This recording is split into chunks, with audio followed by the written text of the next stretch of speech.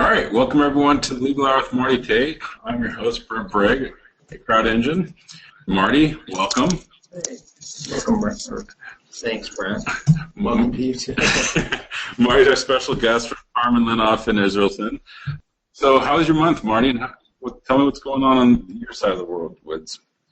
Yeah, it's been good since the last time we talked. It continues to be busy, and we're working on a lot of exciting things in the space. I think that it's been interesting.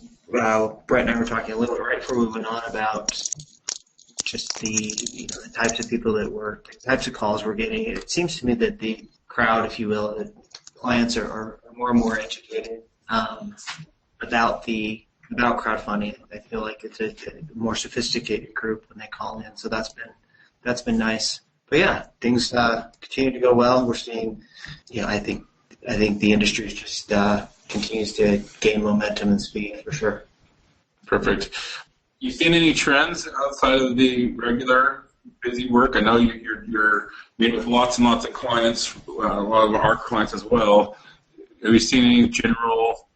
One thing that I've seen, which I like, and we've talked about this in previous podcasts, talking about types of clients, and one thing that I've seen, and I think it's great, and I do think it's the natural evolution, is you're seeing people with established businesses, whether it's investment firms, whether they're real estate developers, whether they are people that are done syndications, whether it's all sorts of different industries, and they're looking towards crowdfunding or online capital raising is sort of the next logical step.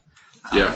You're seeing, I have a few clients who we're working with now that they've been raising money for 20 years now. It's not hey, this is cool, there's this cool crowdfunding thing, and we're going to try to start a new business. It's just saying, hey, we're already doing this, and we want to be able to expand our network. We want to be able to better, use technology to facilitate what we already do. So, yeah, that's a trend that I'm seeing. It seems like the calls that I'm getting now are from those types of clients rather than.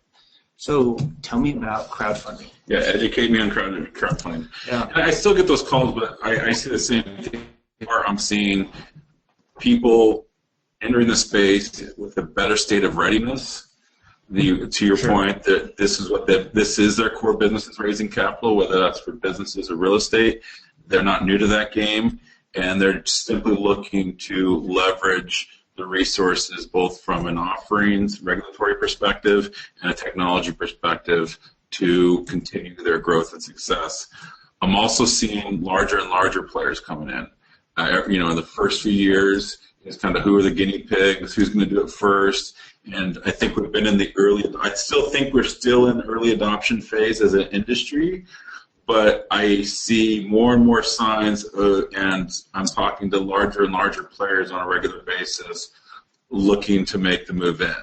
And so for all the smaller players, I think, it's a sign of, yes, the big boys agree with you, there's money here.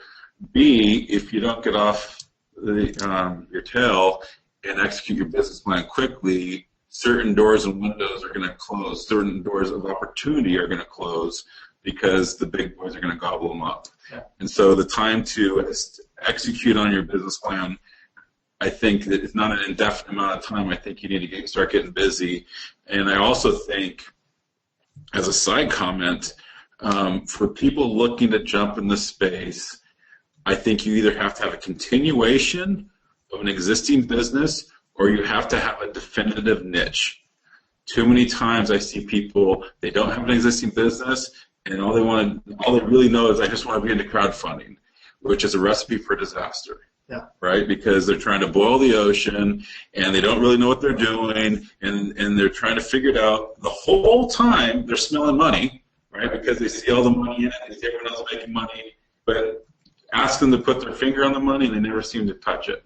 Right? And so I definitely think it's wise for people who want to jump into crowdfunding. I actually am starting to resist even the term crowdfunding because it's so ambiguous and so undefined. It means something different to everyone. I like your phrase, the online capital raising, because that's really what this is. Are you leveraging the technology and the new regulations to do online capital raising? And when you look at those terms, it's like, wait a second, I've been doing capital raising for the last X amount of years, or I know that. And if you haven't been doing capital raising for the X amount of years, you better really think twice before how is a technology going to compensate for a lack of industry expertise? From the three legs of critical pieces that someone needs to have to be successful: industry expertise, an investor base, and then deal flow. Those are your three legs on a stool that you need to be successful. If you don't have that, I think you're really, really going to struggle in finding your base here. So now's the time. We'll turn the webinar to the participants on the webinar.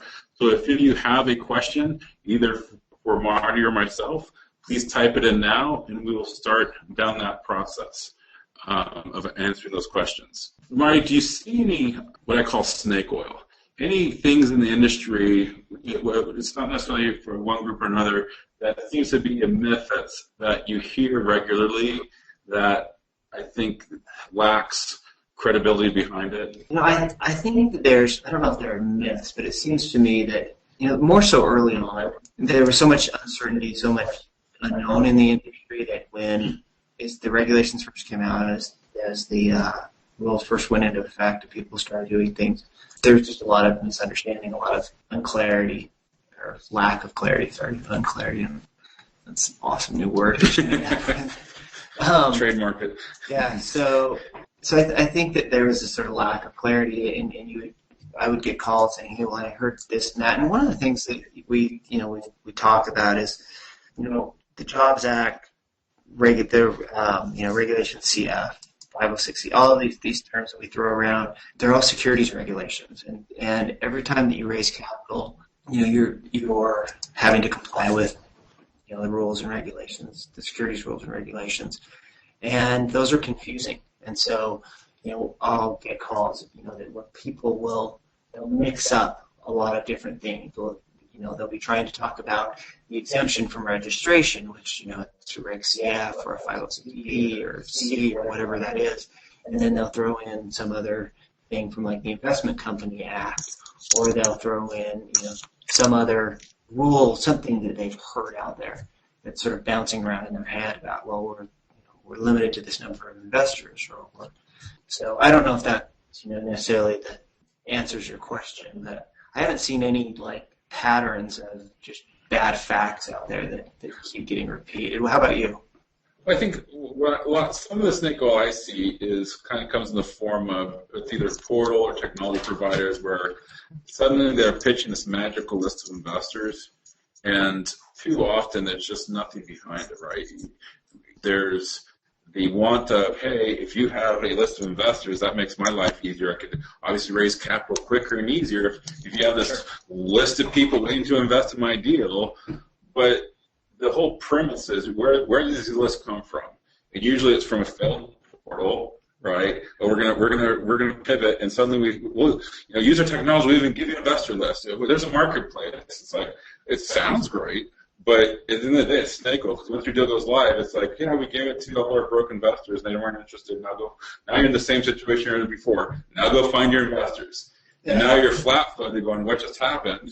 I thought I was paying this guy to do it, and now I have to, my raise is live, and now I have to scramble for the next month or two to get funded. Yeah, well, I think that's an interesting point. As you were talking about that, not only is, like you said, those investors, maybe failed investor list anyway, you're violating securities regulations by selling an investor list. I mean, you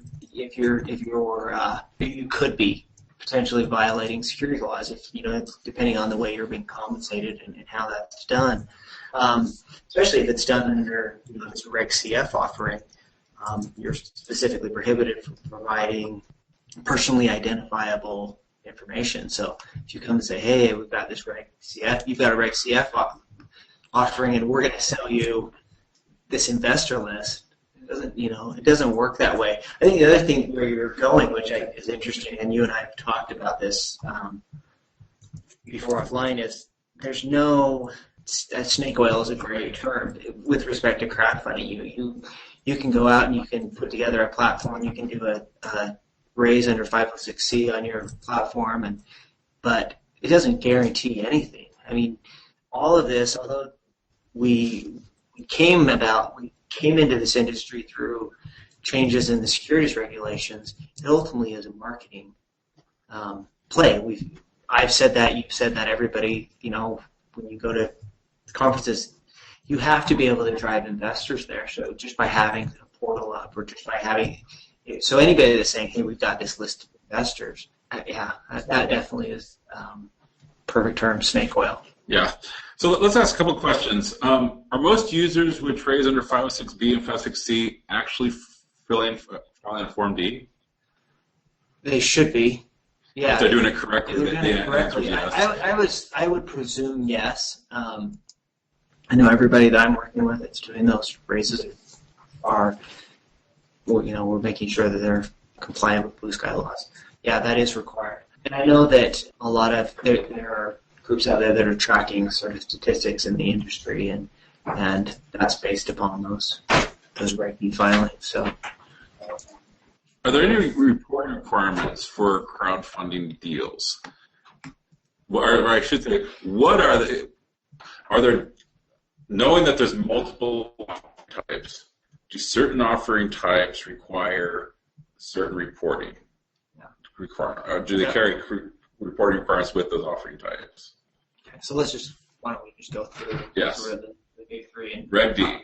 So under a Reg D, a 506 B or C offering, the quote-unquote reporting would be what we just talked about. Would be, you have to make sure that in order to, Regulation D, 506B, 506C, those are provisions under Reg D, is an exemption. It's a safe harbor exemption from registration pursuant to 4.2, which is the non-public offering exemption.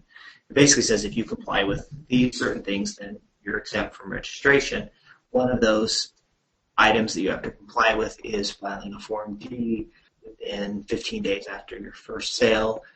You file that with the SEC by Edgar, and then you have to send it to, or file with the individual states where you sold the security. So first day you sell a security in Illinois, or if you sell security in Illinois, you've got to file in Illinois. If you sell it in California, you have to file in California, and so forth. So that's that reporting requirement. Under Regulation CF, Reg CF, the reporting requirement there is your initial requirement is you've got to file a Form C. That the issuer files a Form C. It is not, like the Form D, it is not subject to review and approval by the SEC. It just gets filed. You do that again through the SEC's online filing system.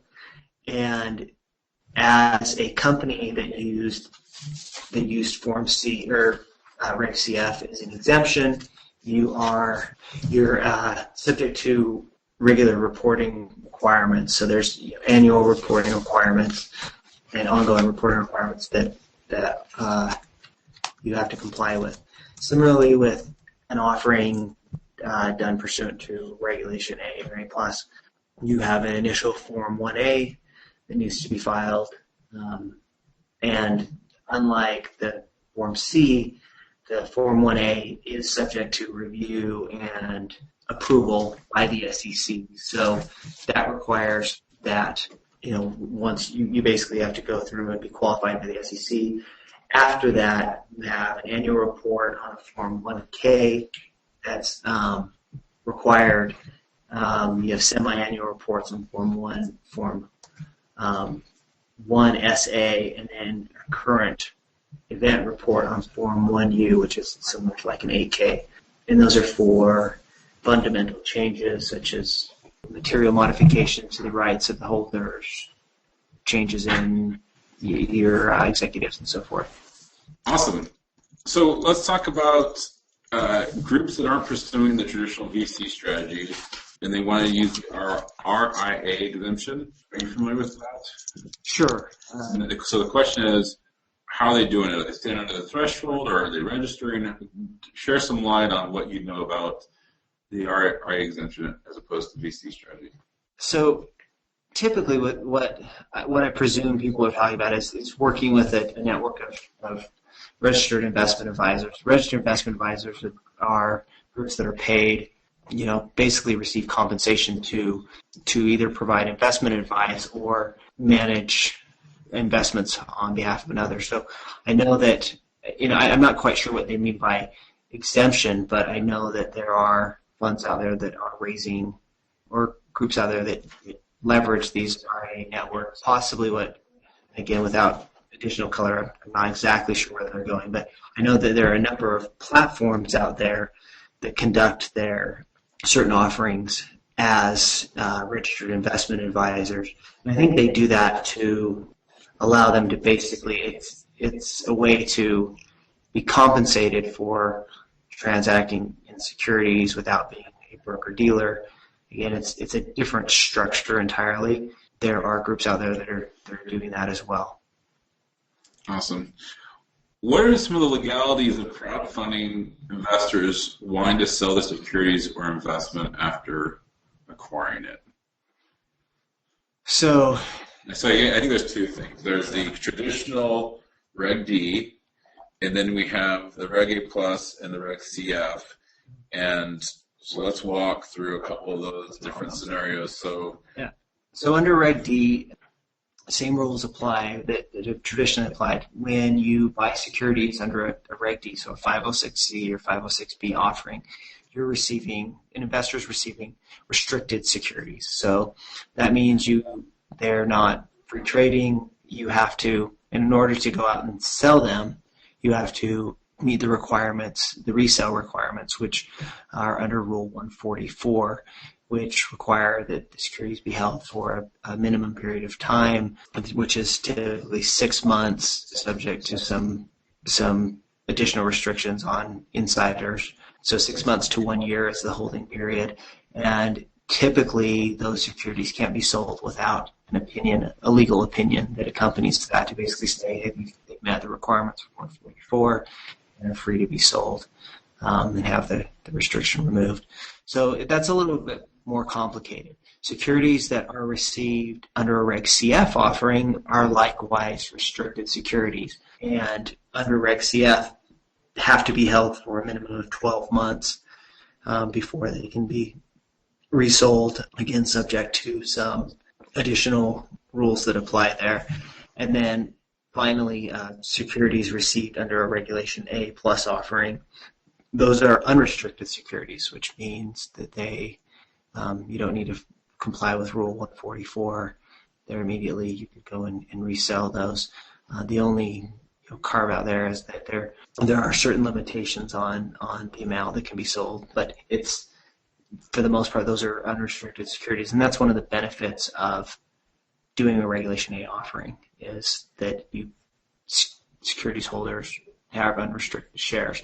That being said, one of the difficulties, and this is evolving, is that unless the issuer applies to an exchange or a market such as the OTC, those shares, there's not really a readily available market. A vehicle. Yeah, a secondary market for those shares. Now, there are groups, you and I, we go to these conferences, and there are a lot of groups out there that are trying to move into this and develop that secondary market for crowdfunded shares.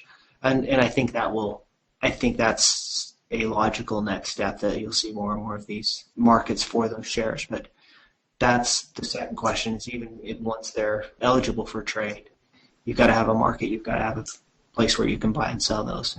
And there's not an active market now, unless you go to like the OTC. Do Reg A Plus groups have to use a transfer agent? Is a transfer agent a luxury or a requirement? It's not a requirement, but it's advisable. And if you do use a transfer agent, it helps you avoid some additional hurdles that you have to go through. And did you cover the Reg CF? Yeah. Can you have FINRA deals and non-FINRA deals on the same Reg D platform? So I guess if you have a broker-dealer involved in some, but not a broker-dealer involved at all. Is there any considerations you have to do specifically to the platform that I guess the FINRA would like to see? I'm not aware of any, but I don't know. I'm speaking from a technology perspective, not a legal one. So you're talking about a 506. All deals are 506C. Yeah. Some have broker-dealers associated with them, others don't. So some are FINRA related, others aren't. Yeah. So generally, no. If you just go, if you are selling, if you're a platform, you're doing deals under, a 506, B or C exemption, and you're not a broker dealer, then there's no, FINRA review. Obviously, if you are a broker dealer, then you are subject to FINRA, and that's the regulatory agency that's going to be reviewing you. Similarly, licensed portals that can do, licensed intermediaries or funding portals are also subject to FINRA review. Let's talk about Title III Regulation CF for a second. This person's heard conflicting information regarding the total number of non-accredited investors allowed to participate in a Reg CF raise. So do you have clarity you can share with us on how many unaccredited investors can participate in a Regulation CF or Title III raise? So, again, there's no limitation on the number of non-accredited investors. Under a Reg CF, you're going to look at investors, the same. It doesn't matter. The only time that comes into play is non-accredited investors are subject to. And again, I guess this just applies across the board. Investors are just subject to those limitations based upon their net worth or their income. Aside from that, there are not limitations. So if your minimum investment was $1, for example, and you're just doing a large marketing play, in theory, you could have 1 million investors. Theory, you could. Why you'd ever want to do that is another reason. But to illustrate the legal. Yeah, in theory you could. Again, if you did, the larger number of investors, obviously it becomes more difficult to manage your cap table and just the sort of burden of having that, this huge number of investors. Although the rules basically state that investors that come in under like CF, once you securities laws, once you get to a certain number of investors, you're deemed to be a public company, and you have to start filing. What's that threshold? I think that number it's 2,500. I might be to be confirmed. mistaken. To be confirmed. Sorry. Put an asterisk next to that answer. Yeah. Don't put me on the spot like that. So that's another thing. But Reg CF investors don't count towards that amount. So theoretically, you can. There you go. Yeah. And so for Reg A Plus, if they pass that 2,500 threshold, then they're considered a publicly traded company, to your understanding, or whatever that threshold is, whether it's 2,500, 5,000, or 10,000. And I can't remember. I apologize. I can't remember how Reg A Plus shareholders are treated towards that as well. So is AML required for Reg A Plus? So there's always issuer AML for a portal, right? Every portal wants to make sure the issuers that are raising capital on the portal are not of poor character and have a legal background and everything, and also a negative legal background. And so obviously you're going to want to do an AML check for all your issuers and sponsors. Let's talk about investors. Are portals and issuers required to do an AML check on individual investors participating in their deal? Under a Reg A Plus? Under all of them. Let's go down the list because it invariably comes up under each one. There's a difference between, we have to sort of separate portals, platforms, and issuers and what those requirements are. Issuers, let's just kind of back up and say on a Reg are issuers required to do AML? Not necessarily. No, they're not required to. Would it be a good idea? Probably.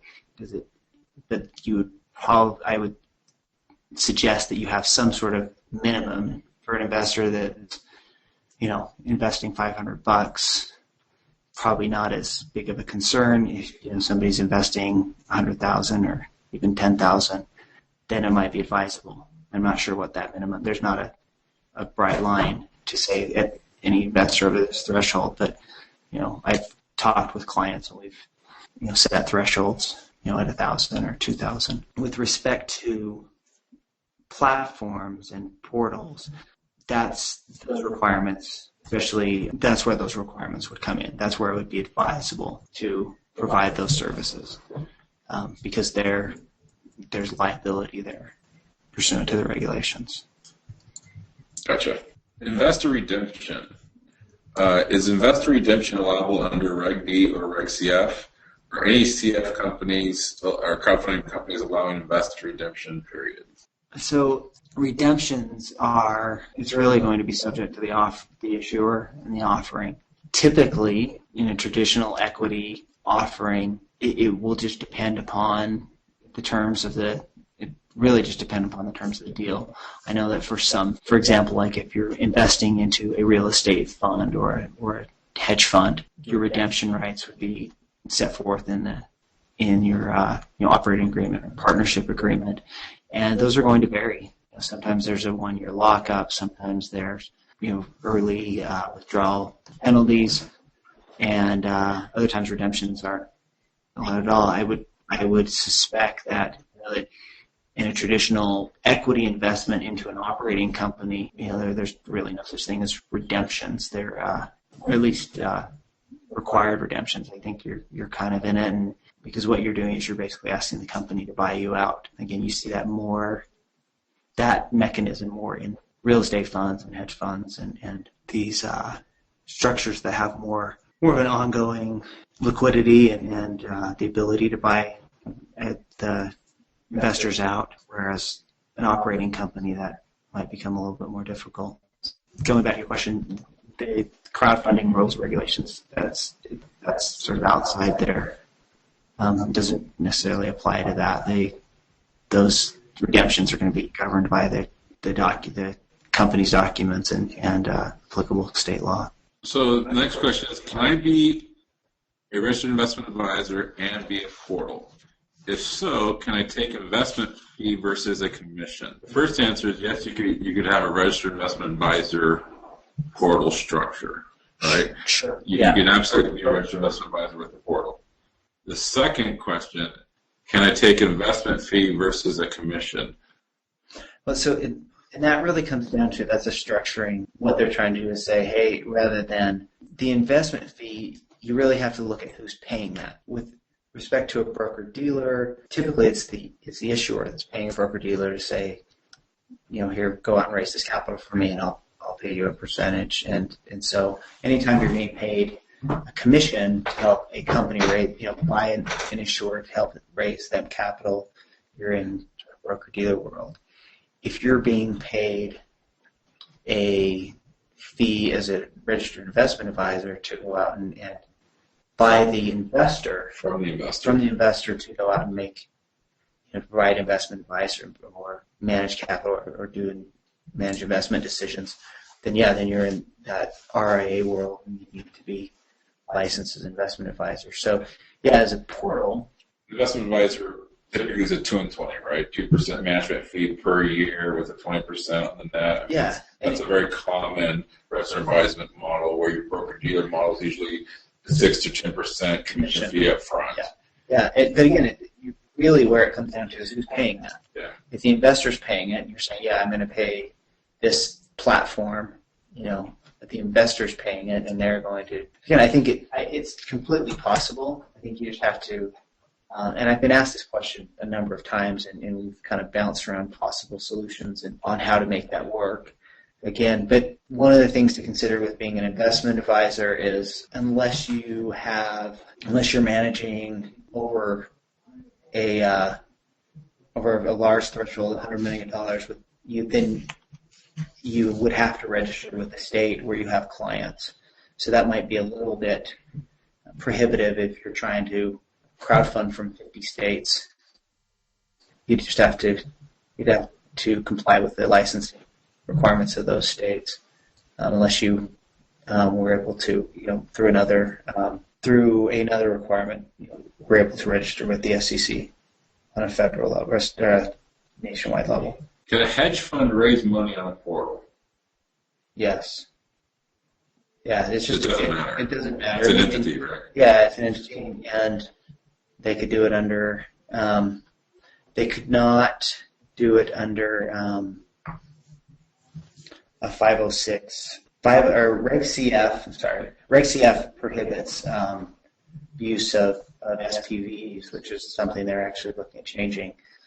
So if the hedge fund was deemed to be, a pooled investment vehicle, which they typically are, then Reg CF might not be available.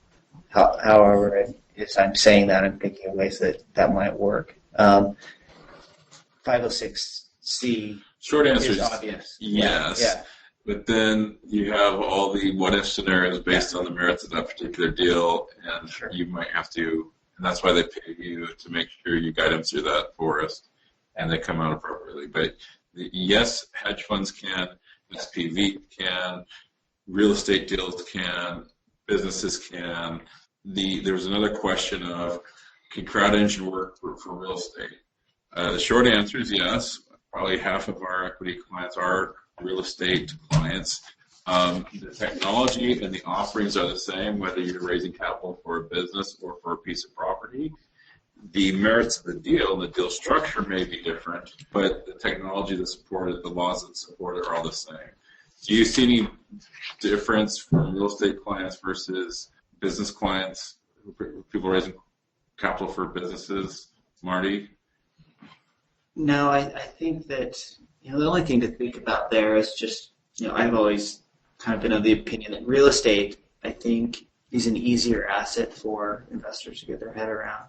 So I think that's why you saw this, just the early proliferation of the real estate, the Fundrise and patch of land and realty shares, realty mobile. I think that's why those businesses were sort of the pioneers in this, because people could understand. They could look and say, "Oh yeah, that's an apartment building, and that's a shopping mall, or that's a single family residence." I know that neighborhood. Yeah. I know that. I know what rent is.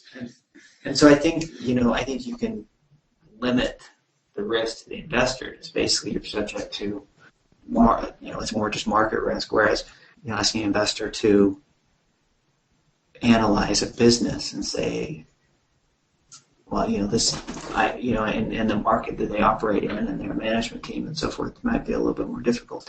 Again, that has nothing to do with anything from our side. That's just more of sort of you think about going into that. So, Reg CF portals, are they able to have state exemptions, so intrastate deals on the same portal? Can they have intrastate deals on a So let's say you have an Illinois intrastate portal, right? And they go through the FINRA process, become approved for Reg CF. The question is, could they do both offering types on the same portal at the same time? Yes. with it really, you'd have to make sure that platform. I use the term platform because that portal is a kind of a defined term for Reg CF deals. As long as the platform had the ability to separate those out, so that if you said uniquely identify them one from the other. Yeah. So if you said I'm an Illinois investor, click here, and you were sent to a different part of that platform where that Illinois offering is being conducted, and well, a couple of things. You're 100% right. FINRA wants to see distinguished features between different offering types. Yeah. Well, the uniqueness of this question is intrastate. In my experience with intrastate, you have a lot of nuances the state legislators like to put in there, such as you must use a bank from the state. You must use this from the state. You can't let other people from other states see our deals. And so you have to have a technology and a payment processing that is A, acceptable with FINRA, and B, acceptable with the state, and not have those two be in constant conflict.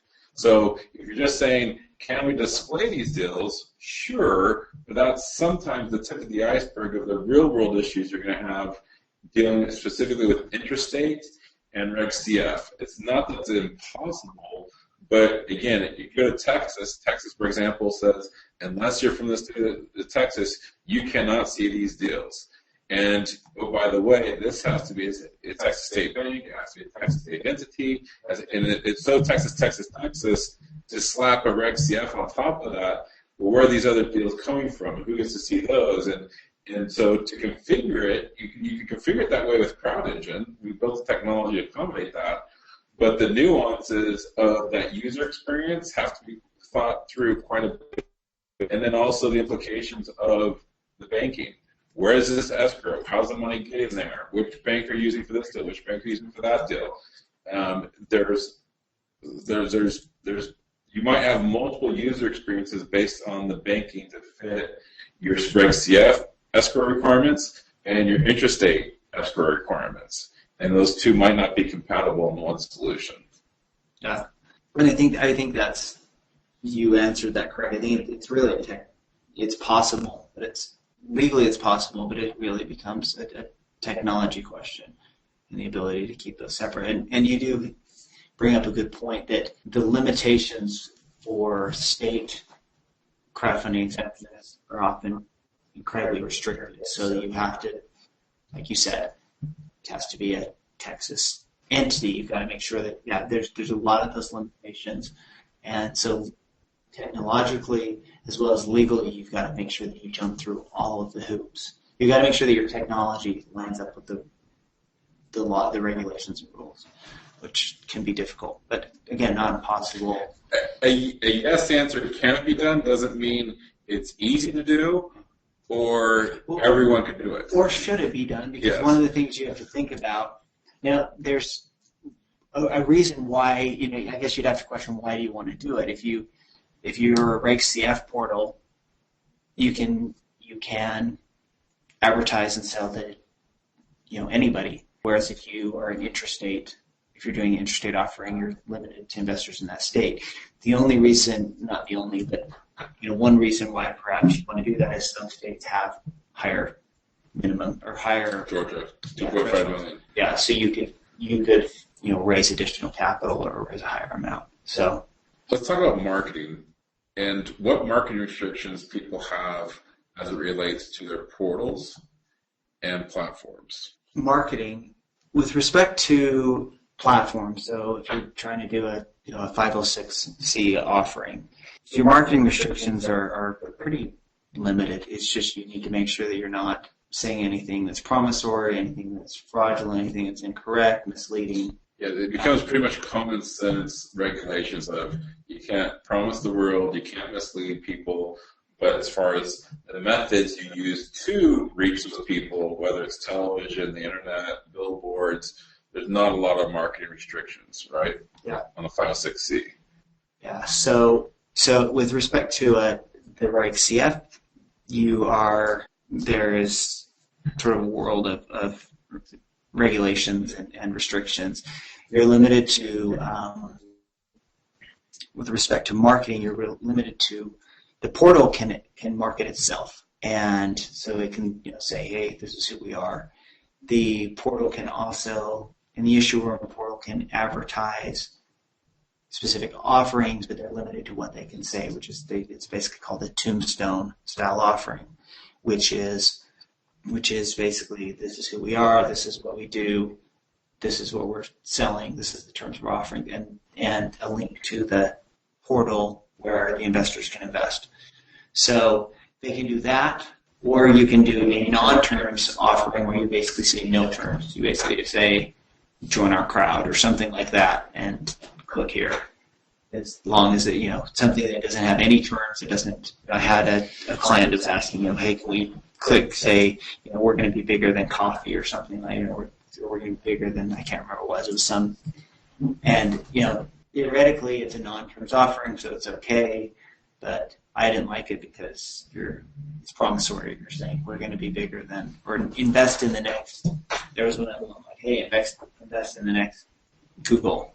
and Amazon, whatever. Yeah, whatever. And it was, that's from sure, you don't have any terms, so that's fine, but it's promissory. You're implying that you're going to have that type of growth. Yeah. Yeah. So that's always, that's a big red flag. So let's talk about how could portals charge for raising money when they're not a broker-dealer. So broker-dealer, it's easy. I'm going to charge you, 6 to 10% commission on the money I raise. There we go. What about the other three models? The registered investment advisor we talked about earlier today, right? You have the 2 and 20 model, and then the direct issuer and the marketing portal. Those are the other two. Well, marketing platform, and then the Reg CF with the portal. So we basically have 5: the broker-dealer model, registered investment advisor model, direct issuer model, the marketing model, and then the Reg CF model. Yeah. The great thing about Reg CF is that you could do both commissions and take a stake of equity in the company you're presenting. It says it is the most liberal of all models of how you could charge and what you could charge. And it's very aggressive and favors the portal owner. If you take that off the table, and you say, well, we're going to do Reg D, then you have 4 options. If you take the broker-dealer option off, you have 3, which is registered investment advisor, a direct issuer, and a marketing portal. So if you are an owner of the deal, you can participate as a direct issuer. Yeah. If you're not an owner, that's not an option for you. You're left with 2, a registered investment advisor or a marketing portal. If you're not a registered investment advisor, that deal's off the table. You're left with a marketing portal. A marketing portal can charge for their services, correct? Correct. A flat fee, they just can't charge commissions, can't be success-based. I get asked, well, could we have a flat fee, but it's tiered based upon the amount of you're raising? No, that's a commission. Good try, but so yeah, and I think you described that. I think you actually went through that. It sounds like you answered that question a lot. Maybe once or 1,000 times. Yeah. So there are a lot of different models and options I see or hear of. But again, let's go back to the beginning of the conversation, the beginning of the webinar. If you are inventing a business around a portal or a platform, your work's really cut out for you. Because it's going to be hard for you to find enough money in it to make it work. If this is an extension of an existing business, then it changes things. Mm-hmm. And so if you're saying, well, I don't want to be a broker-dealer for all the obvious reasons, I'm really not a registered investment advisor, but I might become one. I'm not a direct issuer because I do third-party things. Well, your only option then is a marketing portal. Yes, there's a lot of services to provide your clients, but what's the exchange and what value are you bringing to the table? And primarily, going to the title, it's you are the marketer to provide them, to bring them eyeballs to their investments so it gets funded. There's a lot of portals that went broke trying to do the marketing portal, right? And because ultimately, for you to make enough money, they're going to have to come out of pocket 10, 20, 30 grand before you've done anything. And the appetite for an issuer to prepay someone 10, 20, 30, 40, 50 grand, whatever that number is, without a promise of any investment to that money, it becomes a very difficult sell. So there's a lot of marketing portals coming in. I've seen some successful ones where, hey, give me $500 a month or give me $1,000 a month. You're posting your deal. There's already a relationship there. Typically, in the marketing portals, there's a bigger execution. There's usually a VC or a commercial real estate group on the side. The marketing portal is a different entity, and so it's not necessarily perceived as a giant profit center. But yet, for all the appropriate reasons, it wanted to be a different entity, and it's just feeding and supporting the existing business. So again, there's a lot of different models at play, but if you don't have the licenses to be a registered investment advisor or a broker-dealer, and you don't own the deals, there's not a whole lot of room from an observation perspective of the industry to make tons of money. That I've seen survive. Yeah, and I think that and that goes back to what we were saying right at the beginning. Those companies where it's going to be that we're seeing entering the space, they have existing businesses. They've been doing this, and this is just an extension of what they were doing before. Hey, I'm gonna come back to that question you were talking about, the threshold. All the numbers got jumbled in my head because there's different things that apply. So the Jobs Act increased it to 2,000 shareholders before you're required to be a reporting company, or 2,000 what are called record holders, or 500 non-accredited investors. Now, again, Reg CF investors do not count towards that threshold. But Reg A Plus does. Yes. So as soon as you do a Reg A Plus raise, this is again the implication of the IPO. You're likely going to be you're going to be seen by the regulators and the government as a public company once you pass those thresholds. Yeah. And so you should have that preparation in your mindset of, if we go down this path, we should be prepared to report on a quarterly basis, and we should probably find a home in the OTC and everything else, because it just makes sense. Yeah, we were going to be a public. So that was the Facebook problem. They ended up they were forced to become a public company because they had so many shares out there. So they had so many shares because people were reselling them under Rule 144, and anyway, they kind of lost control of that. So anyway, so let's talk about one that's common. What's your experience with cannabis and marijuana-related raises? Yes, CrowdEngine allows cannabis and marijuana-related portals. Talk to me later offline, but what's your experience, Marty, with cannabis and marijuana? To me, it's just another raise. If it's legal, it's legal. Yeah, and I know there are some broker-dealers that won't touch it. There are some, there are platforms out there that won't allow cannabis-related businesses. If it's legal, then I don't see any problems. I had a client that was, we were going through the process with FINRA, and he actually got a little bit nervous with the appointment of Jeff Sessions and has put his application on hold for a little bit, pending.